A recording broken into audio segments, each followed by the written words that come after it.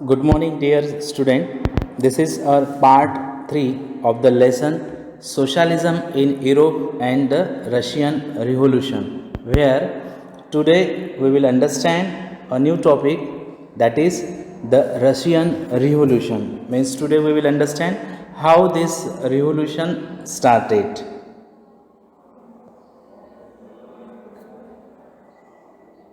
Our topic is the Russian Revolution.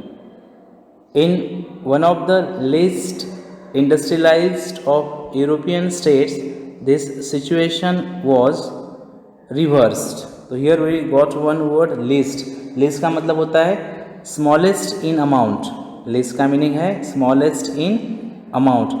तो in one of the least industrialized of European state, मतलब जो भी संख्या में कम यूरोपियन स्टेट से जो इंडस्ट्रियलाइज्ड थे, दिस सिचुएशन वॉज रिवर्स्ड, मतलब ये सिचुएशन रिवर्स हो गई. अब कैसी हो गई that we will understand. Socialist took over the government in Russia through the October revolution of 1917. तो जो सोशलिस्ट ग्रुप था उन्होंने अपने हाथ में पावर को, गवर्नमेंट को ले लिया थ्रू अक्टूबर रिवोल्यूशंस ऑफ 1917. अब 1917 का अक्टूबर रिवोल्यूशन क्या था, that we will understand. The fall of monarchy in February 1970 and the events of October are normally called the Russian Revolution. मतलब जो रशिया में फरवरी में 1917 में फॉल ऑफ मोनार्ची, मतलब राजशाही का जो फॉल हुआ था, अस्त हुआ था, एंड इवेंट्स ऑफ अक्टूबर, और जो अक्टूबर मंथ में जो कुछ इवेंट्स हुए थे रशिया में, कॉल्ड रशियन रिवोल्यूशन, उसको ही क्या बोलते हैं, रशियन रिवोल्यूशन बोला जाता है. How did this come about, तो ये fall of monarchial power and October revolution कैसे हो गए रशिया में. What were the social and political condition in Russia when the revolution occurred. अब ये रशिया का रिवोल्यूशन जब रशिया में आया, तब रशिया में सोशल मीन्स सामाजिक एंड पॉलिटिकल मीन्स राजकीय कंडीशन, राजनैतिक कंडीशन क्या था. To answer this questions let us look at Russia a few years before the revolution. अब इस क्वेश्चन का आंसर ढूंढने के लिए what was the real situation in Russia वो हम देखने वाले हैं. मतलब अब हम फ्लैशबैक टेक्निक से कंडीशन क्या था रशिया में जो ये रिवोल्यूशन हुआ वो देखने वाले हैं.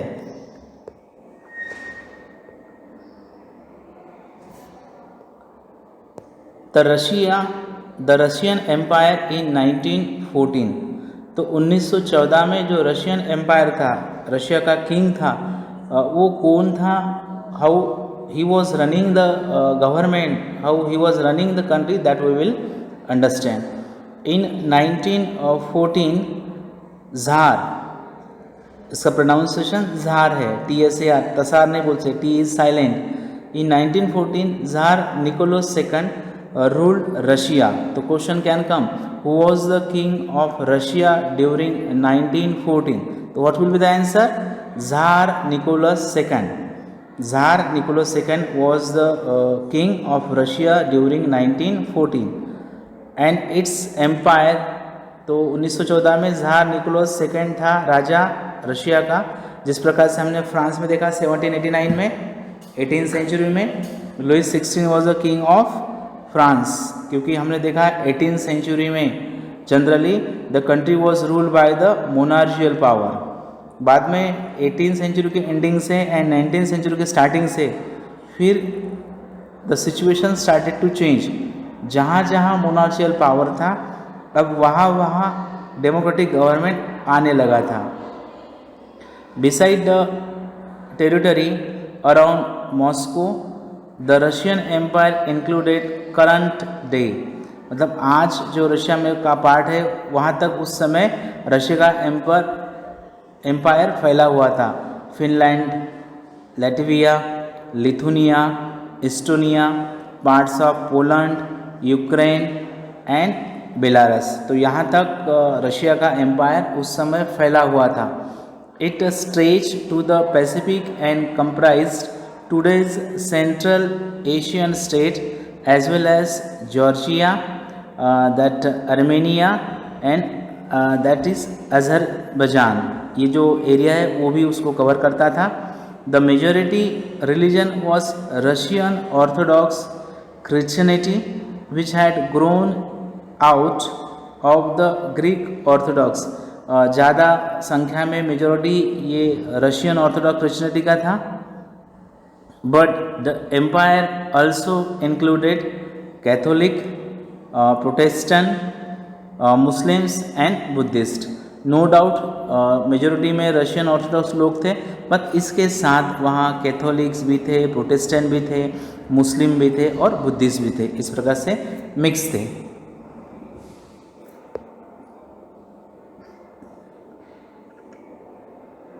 Now we will understand important topic of the chapter, that is economy and society.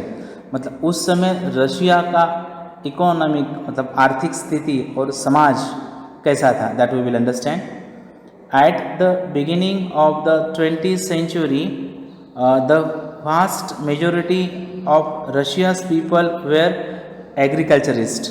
तो 20th सेंचुरी के स्टार्टिंग में जो संख्या में ज़्यादा लोग थे रशिया के, उनका ऑक्यूपेशन क्या था, एग्रीकल्चरिस्ट, मतलब किसान थे ज़्यादा लोग. About 85% of Russian empires, about 80% of Russians empires population earn their living from agriculture. तो 85% पॉपुलेशन जो था वह अपने जीवन को, अपने लाइफ को खेती से जो भी प्रोडक्ट आता था वह उत्पादन लेके जीते थे. This proportion was higher than in most European countries. अब ये जो प्रोपोर्शन था ये बहुत हायर था than the most European countries के तुलना में. For instance in France and Germany the proportion was between 40% and 50%. Germany में और फ्रांस में ये प्रोपोर्शन जो था 40 या 50% था. In the empire cultivator produce for the market as well as for their own need and Russia was a major exporter of grain. तो at the time of that era the farmers of Russia produced for the market as well as for their own needs. मतलब अपने needs के लिए granaries को उगाते थे as well as surplus food granaries को they were selling in the market. Industry was found in pockets. Industry was found in pockets. यहाँ pockets का मतलब होता है कम होना, संख्या में कम होना. तो इंडस्ट्रीज उस समय रशिया में बहुत ही लेस थे. ध्यान में रखना है, पॉकेट का मतलब होता है लेस होना. Prominent industrial areas were Saint Petersburg and Moscow. तो जो भी इम्पोर्टेंट इंडस्ट्रियल एरियाज थे वह सेंट पीटर्सबर्ग और मॉस्को थे. Craftsman undertook much of the production but large factories existed alongside craft workshop. तो जो क्राफ्ट्समैन थे undertook much of the production, ज़्यादा प्रोडक्शन लेते थे, but large factories existed alongside craft workshop. तो जो भी फैक्ट्रीज थे वो वही स्थापित होते थे जहाँ पर ये क्राफ्ट लोग का वर्कशॉप ज़्यादा है. Many factories were set up in 1890s. तो बहुत से फैक्ट्रीज 1890 में स्थापित हुए थे. When Russia's railways network was extended and foreign investment in industry increased. तो जब रशिया में रेलवे लाइन चालू हुआ और फॉरेन इन्वेस्टमेंट अलग अलग देशों ने रशिया में इन्वेस्टमेंट करना चालू किया, तब वहाँ के इंडस्ट्री बढ़ने लगी थी. Coal production double and iron and steel output that quadruple. एक नया वर्ड आपको मिला है, क्वाड्रपल. इसका मतलब होता है इंक्रीज होना. क्वाड्रपल का मतलब होता है इंक्रीज होना, बढ़ना. कोल प्रोडक्शन डबल, मतलब कोल का उत्पादन ज़्यादा होने लगा, and iron and steel out quadruple, वो भी बढ़ने लगा। By the 19th in some areas factory workers and craftsmen were almost equal in number। तो 1900 तक जो भी थे factory workers and craftsman were almost equal in number, संख्या में ज़्यादा थे।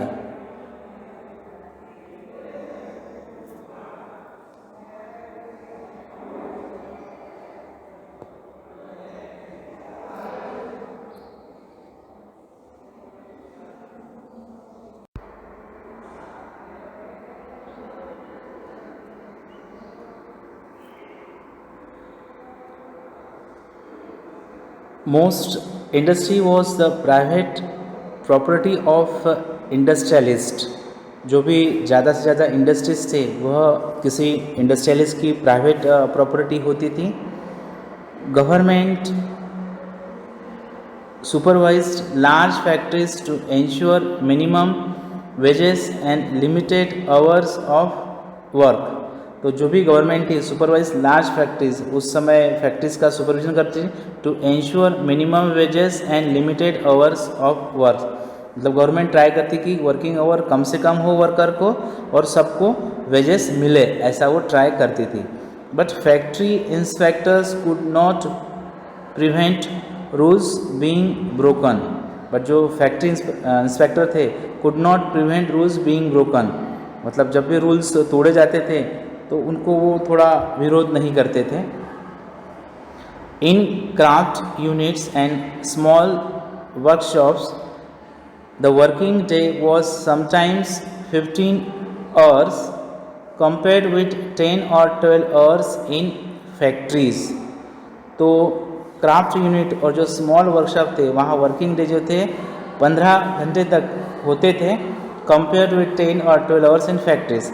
मतलब फैक्ट्री में 10 से 12 घंटे काम करना पड़ता था और वर्कशॉप में क्राफ्ट के 15 घंटे तक काम करना पड़ता था। Accommodation varied from rooms to dormitories. तो जो भी अकोमोडेशन थे वर्कर थे वो रूम से लेकर तो डोरमिटरीज सिस्टम था, that you know.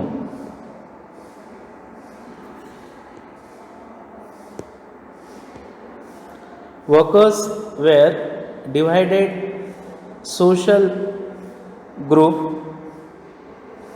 Workers were a divided social group। Worker का अलग अलग सोशल ग्रुप में डिवीजन हुआ था।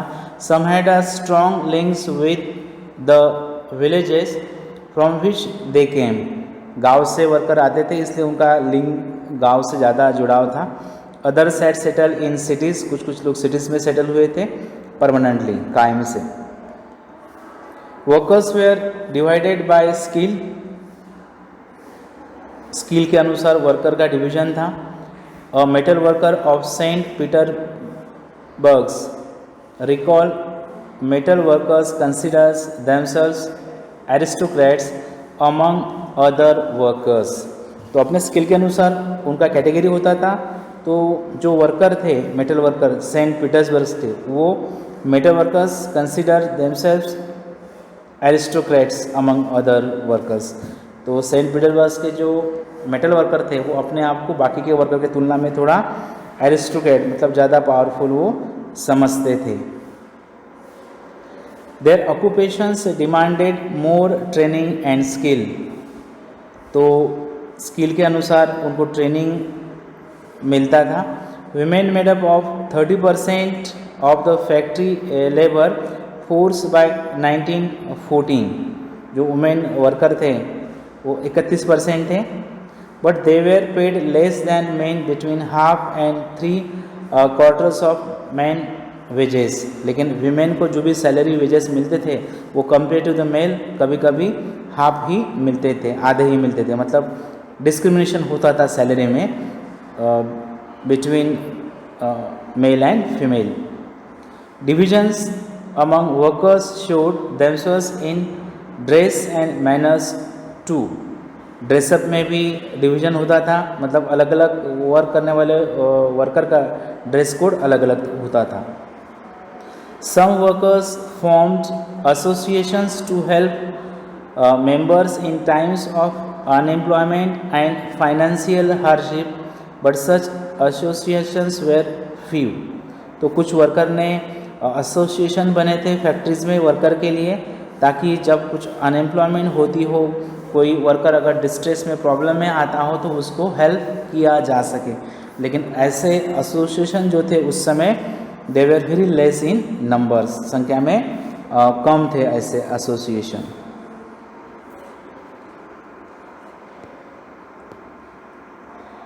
Despite divisions, workers did unite to stop work when they disagreed with employers about dismissals of work conditions. No doubt उनमें divisions थे अलग अलग, बट वर्कर कभी कभी जो एसोसिएशन बनाए थे वो कभी कभी निर्णय लेते थे, कभी कभी वो काम बंद आंदोलन, मतलब किसी वर्कर को अगर निकाला या कोई प्रॉब्लम किया तो कभी कभी वह काम को बंद करते थे, स्ट्राइक पर जाते थे। These strikes took place frequently in the textile industry during 1896, 1897 and in the metal industry during 1902. तो ऐसे जो स्ट्राइक थे, स्ट्राइक का मतलब आपको पता है, whenever there is a quarrel between the workers and owner of the factory, किसी को जानबूझकर विदाउट रीज़न निकाला या सैलरी नहीं दिया, कोई प्रॉब्लम हुआ, तो जब झगड़े होते थे मालिक और वर्कर के बीच तब वर्कर स्ट्राइक पर जाते थे। तो ऐसे स्ट्राइक टेक्सटाइल इंडस्ट्री में, कपड़ा उद्योग में बहुत बार हुए और मेटल इंडस्ट्री में भी उस समय हुए थे। इन the country side peasant cultivated most of the land, गाँव में जो भी किसान थे वो खेती करते थे, but the nobility, the crown and Orthodox church own large properties.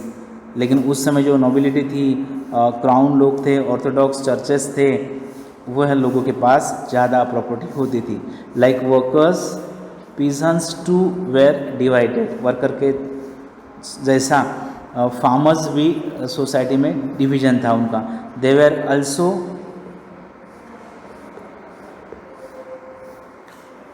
Also deeply religious, religion के अनुसार उनमें भी भेद होते थे। But except in a few cases they had no respect for the nobility, लेकिन कुछ ही लोग फार्मर्स नोबिलिटी का रिस्पेक्ट करते थे, एवरेज लोग नोबिलिटी का रिस्पेक्ट नहीं करते थे। Nobles got their power and position through their services to the tsar, not through local popularity. जो नोबल लोग थे उनको जो भी फैसिलिटी या पावर मिलता था वो बिकॉज ऑफ जो किंग था ज़ार, वो ज़ार के लिए वो नोबल लोग सर्विसेज देते थे, दैट्स वाई उनको पावर मिलता था। This was unlike France where during the French revolution in Brittany peasant respected nobles and fought for them.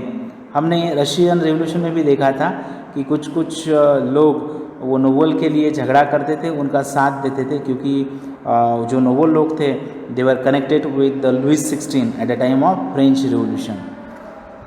In Russia peasants wanted the land the nobles to be given to them. तो Russia में farmer चाहते थे कि noble के पास they are having too much land, तो out of that some land should be given distributed to the farmers, ऐसा peasant चाहते थे। Frequently they refused to pay rent and even murders landlords। इसी कारण बहुत फार्मर ने उस लैंड का रेंट देने से इनकार किया था और बहुत से लैंडलॉर्ड्स को जिनके पास ज़्यादा ज़मीनी है उनके मर्डर भी बहुत से फार्मर ने किए थे, क्योंकि फार्मर को गुस्सा था। Some farmers we are not having land, they were having very less land and landlords and that noble people they were having too much land. ऐसा इनइक्वेलिटी के कारण वो झगड़े होने लगे थे। In 1902 this occurred on a large scale in south Russia. तो दक्षिण रशिया में 1902 में ये ऐसे मर्डर लैंडलॉर्ड से करना by the peasant, by the farmers ज़्यादा होने लगा था। Russian peasants were different from other European peasants in another way. तो रशियन पीजेंट थोड़े यूरोपियन पीजेंट से थोड़े अलग थे। They pulled their land together periodically and their commune, that is mir, एक नया वर्ड आपको मिला है कम्युनी मीर। इसका मतलब क्या है आप लिख लो। कम्युनी और मीर का मतलब होता है a group of people, a group of people living together and sharing possessions and responsibilities. Once again, meaning of communy or mir we are understanding. Communy or mir का मतलब है a group of people living together and sharing possessions and responsibility. तो कुछ group लोगों का था जो responsibilities और पोजीशन को शेयर करता था। तो they pulled their land together periodically and their commune divided it according to the need of individual families. तो खेती करते थे और नीड के अनुसार उनको खेती मिलता था।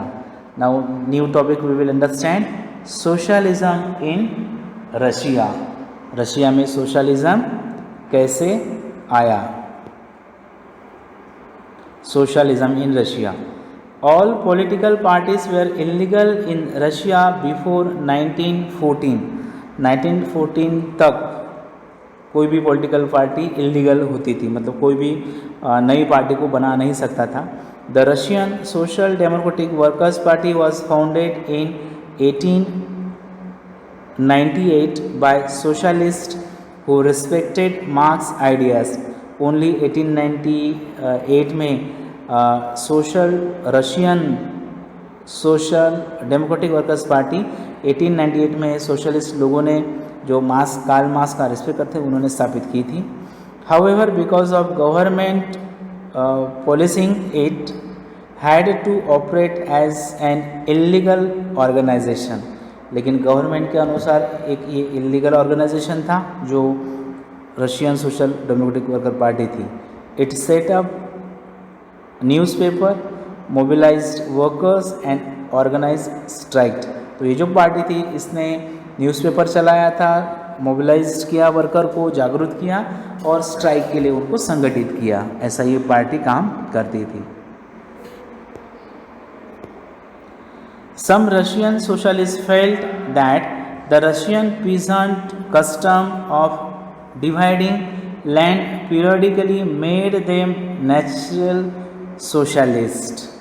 तो कुछ रशियन सोशलिस्ट उनको लगा कि जो रशियन पीजेंट कस्टम था डिवाइडिंग लैंड पीरियडिकली समय के अनुसार वो डिवाइड करते थे, मेड देम नेचुरल सोशलिस्ट, उनको एक नैसर्गिक सोशलिस्ट बनाया था।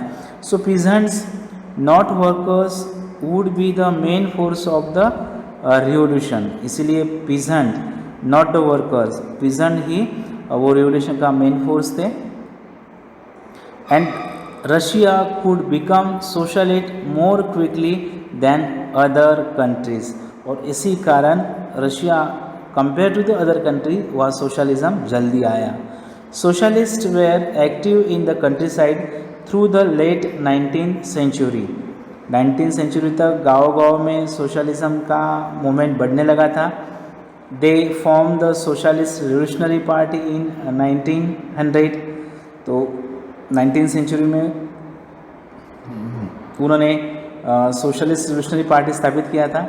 This party struggle for peasants right and demanded that the land belonging to nobles be transferred to peasants.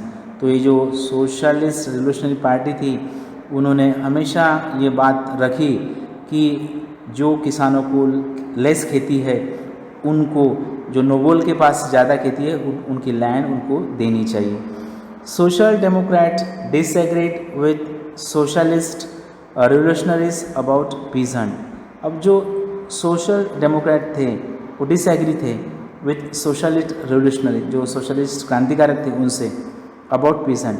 Lenin felt that peasants were not one united group. तो Lenin को लगा कि peasant जो है वो एक यूनाइटेड ग्रुप नहीं है, संगठित ग्रुप नहीं है।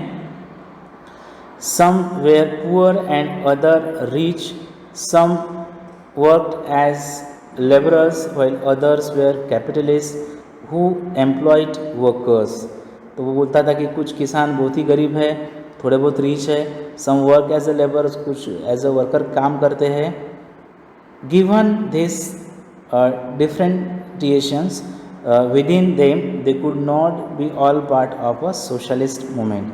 इसलिए उनमें भेद था, इस कारण वो सभी उस पार्टी के ज़्यादा हिस्सा नहीं बने.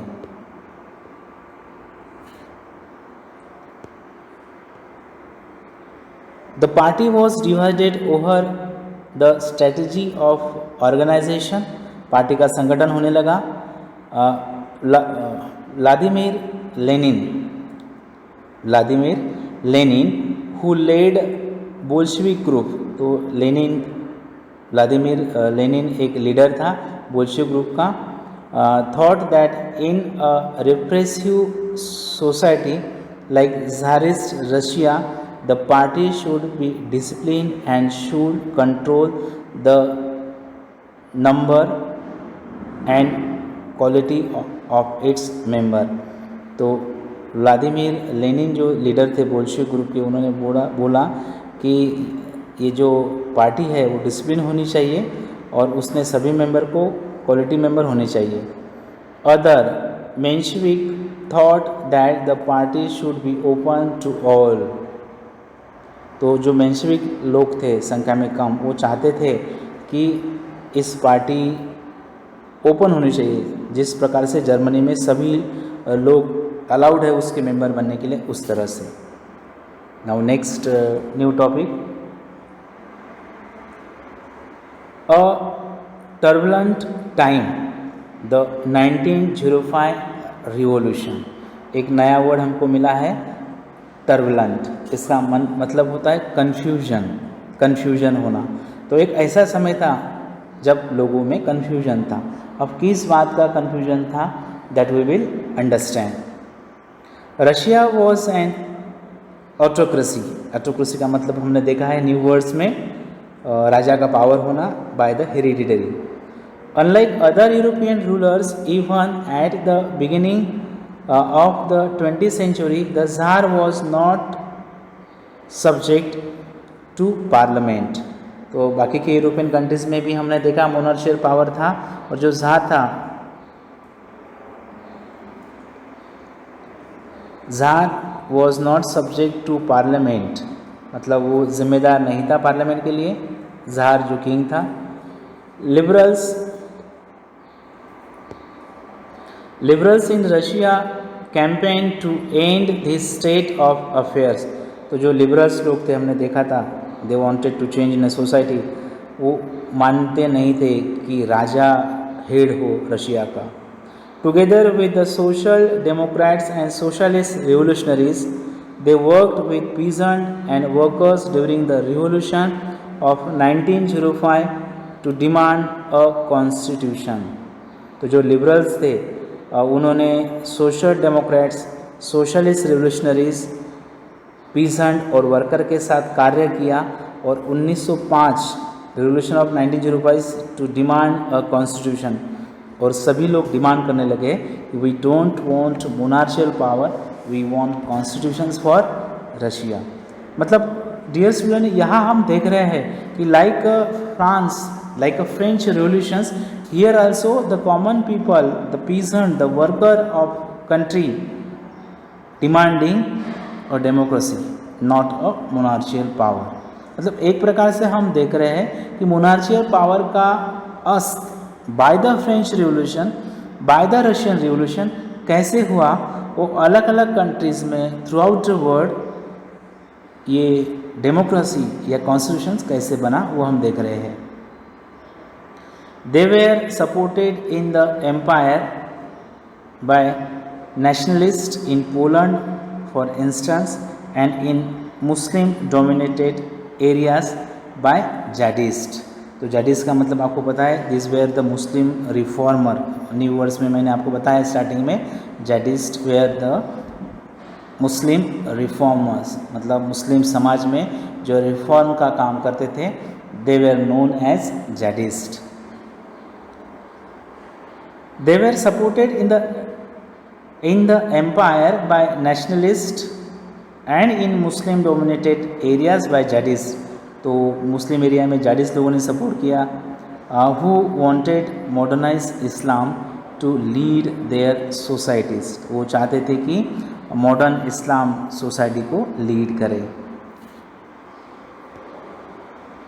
The year 1904 was a particularly bad one for Russian workers, तो 1904 का जो साल था वो रशियन वर्कर के लिए एक बुरा साल था। कैसा, वो हम देखेंगे। Prices of essential goods rose so quickly that real wages declined by 20%, चीज़ों के दाम इतने बढ़े कि जो भी वेजेस मिलते थे वो वेजेस कम होने लगे थे चीज़ें खरीदने के लिए। The membership of workers associations rose dramatically, the membership of workers association, तो वर्कर्स के जो एसोसिएशन थे रोज ड्रामेटिकली बढ़ने लगे, मतलब आंदोलन होने के लिए वर्कर के एसोसिएशन बढ़ने लगे। When 4 members of the Assembly of Russian Workers, which had been formed in 1904, were dismissed at the Putlo Iron Works, there was a call for industrial action. तो this is the main reason, जब 4 members assembly of Russian workers के which had been formed in 1904 में बनाया था उन्होंने, where dismissed, जब 1904 के में जो उन्होंने एसोसिएशन असेंबली बनाया था उनको डिसमिस किया था। कहाँ पर, that in that Putilov iron works, जो लोहे का काम चलता था वहाँ पर, there was a call for industrial action, तो उनको सपोर्ट करने में, वो 4 मेंबर को निकालता, उनको सपोर्ट करने में इंडस्ट्रियल एक्शन लेना पड़ा, मतलब there was a call for industrial action. Over the next few days over 110,000 workers in Saint Petersburg went on strike, demanding reductions in the working day to 8 hours and increase in wages and improvement in working condition।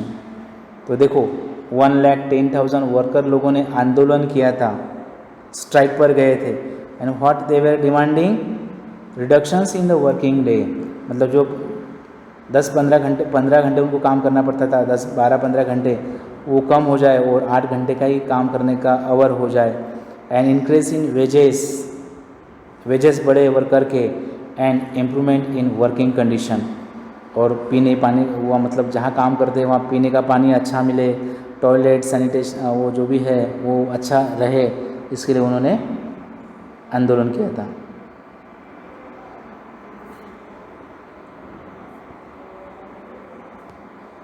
When the procession of workers led by Father Gapon reached the Winter Palace, it was attacked by the police and the Cossacks. Cossacks means soldier को बोलते हैं। तो देखो when the procession of workers led, जब ये worker का procession, मतलब worker मोर्चा निकल कर जा रहे थे और उसको लीड कौन कर रहे थे, father Gapon. Question can come, who was that leading the group of the workers, तो फादर गैपॉन। जब ये वर्कर का ग्रुप पहुंचा winter palace, it was attacked by the police, तब पुलिस और कोसैक जो थे मिलिट्री के लोग, उन्होंने उनके ऊपर अटैक किया। ओवर 100 वर्कर्स वेयर किल्ड, उस अटैक में by the police and Cossacks 100 workers मर गए एंड 300 जख्मी हुए। तो because of this attack by the police and Cossacks, worker को बहुत ही गुस्सा आया। The incident known as Bloody Sunday started a series of events that became known at the 1905 revolution। तो ये जो इंसिडेंट है उसको ब्लडी संडे बोलते हैं। ब्लडी संडे मतलब गुस्से वाला संडे, खतरनाक संडे, जिस समय 100 वर्कर मरे थे, 300 वर्कर जख्मी हुए थे। तो question can come, right a short notes on bloody Sunday. तो व्हाट वाज ब्लडी संडे? तब आपने लिखना है कि एक वर्कर का प्रोसेशन मोर्चा निकाल रहा था. By the father Gapon was the leader of that मोर्चा, but it was attacked by the police and Cossack, through which because of that 100 workers killed by the police and 300 workers wounded, जख्मी हो गए थे. तो इसी कारण ये incident जो था इट हैपन ऑन संडे, ये संडे को हुआ था. दैट्स वाई उस इंसिडेंट को क्या बोलते हैं, ब्लडी संडे. ये इंपॉर्टेंट क्वेश्चन एग्जाम में हमेशा आता है. Write a short notes on bloody Sunday और what is mean by bloody Sunday. Strikes took place all over the country and universities closed down when student bodies staged walkouts complaining about the lack of civil liberties. तो because of this incident strike होने लगा industries में, universities में. विद्यार्थियों ने, student ने बंद का बुलावा बोला. Lawyers, doctors, engineers and other middle class workers established the union of unions and demanded a constituent assembly. फिर सभी देश के वकील लोगों ने, डॉक्टर लोगों ने, इंजीनियर लोगों ने डिमांड किया कि ऐसा अन्याय, अत्याचार बाय द पुलिस और कोसैक्स हम नहीं सहन करेंगे और हमको अब कॉन्स्टिट्यूएंट असेंबली चाहिए. मीन्स अब लोग डिमांड करने लगे कि हमको डेमोक्रेसी चाहिए. आपको पता है कि जब भी सरकार से कुछ गलत पॉलिसी बनाती है और उसमें पुलिस द्वारा या मिलिट्री द्वारा जब अटैक होता है तब लोग पूरी मात्रा में आंदोलन को उतारते हैं.